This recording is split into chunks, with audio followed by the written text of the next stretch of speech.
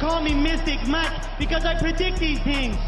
William Gomis is 28 years old, 6 foot with a 73-inch reach and a 14-3 record in his pro career, taking on Robert Ruchala, who is 27, 5'10 with a 72-inch reach and 11-1 in his career. So Gomis is going to be 1 year older, 2 inches taller, and have a 1-inch reach advantage heading into this fight, taking on Ruchala, making his UFC debut. Going to be an interesting fight. Ruchala, I think he's the former champ over in KSW, which is, you know, very credible promotion outside of the UFC. So him coming over as champ is, 2-fight winning streak by finish. Taking on somebody like Gomis, who's got some decent experience in the UFC, very technical striker. It's gonna be a good fight. So Gomis, southpaw technical striker. He's kind of more of a point striker, counter striker type of guy, very rangy for 145 pounds. Kind of glides on the back foot using his footwork to work along with his back along the cage. Just does a good job of fighting in the clinch, defending takedowns, landing his counters as guys come in. He's shown good takedown defense so far, 73%. Doesn't take a lot of damage on the feet. Doesn't have the most power though, or the finishing potential that we've seen. Just kind of a decision merchant. And one thing is he does like to work moving backwards, and at times it can look like he's losing positions, getting pressed back, kind of being bullied around, which I think causes him to kind of lose rounds at times, and potentially the reason why he lost that fight against Hyder Amil. So is coming off of a split decision loss to Hyder Amil. Before that, had a split decision win over Yoanderson Brito, which is impressive. Had a body kick KO over Giannis Gamori. I watched that fight back. Maybe it hit the groin, maybe it didn't. But before that, had another split decision against Francis Marshall, who I think is very good. So a lot of split decisions, but he does have several finishes back in the day, and one finish, if you want to call that, in the UFC. So Robert Ruchala, 11-1 in his career.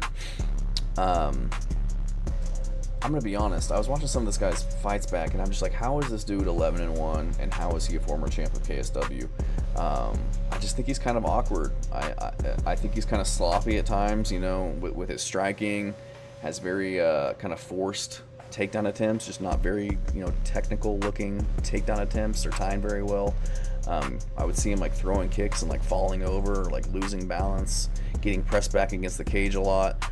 Does a decent job of controlling guys against the cage, which is important going into this one against William Gomis, because he will put his back on the cage, and he has been controlled there in the past. But Ruchala just seems kind of fragile, getting dropped on the regional scene, getting his legs beat up, just kind of showing visible pain when he gets hit, not having the best poker face when taking kicks, covering up and cowering at times. But obviously he's still effective.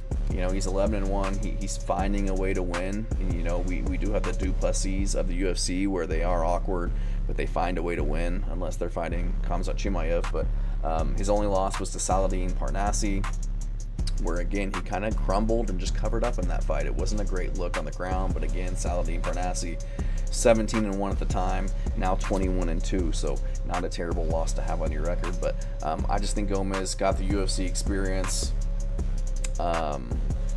fighting in Paris in front of his hometown crowd. The more technical striker, in my opinion, gonna have the better footwork. I think he's gonna have the takedown defense to be able to deal with the takedowns coming his way from Ruchala. So unless Ruchala just gets crazy and catches him with something, I think Gomis will get this one done. I think he'll outpoint him on the feet. Find a way to survive the clinch positions, reverse position, do damage there. But I do think Gomis gets this one done. I think he's probably a decent favorite, minus 230, which I expect. But I don't know. I think Robert Ruchala, his 11-1 record is pretty deceiving. I thought he'd be a little bit better when I started to watch his tape, but I just wasn't very impressed. So could he fluke a win? Yes, definitely. But I'm going to go with William Gomis to get this one done. Thanks.